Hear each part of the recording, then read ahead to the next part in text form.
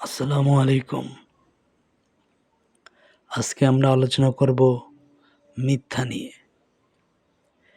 আমরা যে মিথ্যা কথা বলি,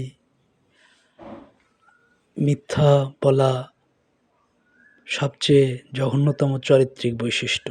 অর্থাৎ আমাদের চরিত্রে এই মিথ্যা কথা বলা যদি থাকে, তাহলে এইটা একটি জঘন্যতম একটা বৈশিষ্ট্য।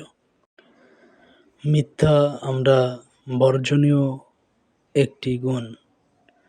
কোনো ব্যক্তি যখন মিথ্যা কথা বলে সমাজে, সেই ব্যক্তিকে কেউ পছন্দ করে না। আমাদের মধ্যে যারা মিথ্যা কথা বলে, আমরা তাদেরকে পছন্দ করি না। সেই সকল বন্ধুকে আমরা ঘৃণা করি। মিথ্যা এতই জঘন্যতম একটি গুণ।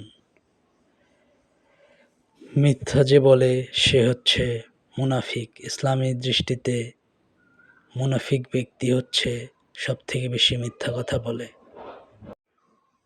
মিথ্যা বলা সবচেয়ে জঘন্যতম একটি পাপ।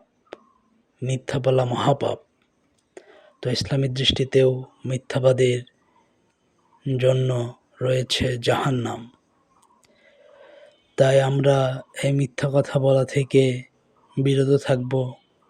মিথ্যা কথা বলা আমরা সবাই জানি একটি জঘন্যতম পাপ। তো আমরা এই ছোট্ট পাপটা থেকে বিরত থাকব এবং আমাদের জীবনকে সুন্দর করব। যে মিথ্যা কথা বলে তাকে কেউ বিশ্বাস করতে চায় না, তাকে কেউ ভালোবাসে না, তাকে কেউ সাহায্য করতে চায় না। মিথ্যুক ব্যক্তি থেকে সবাই দূরে দূরে থাকতে চায়।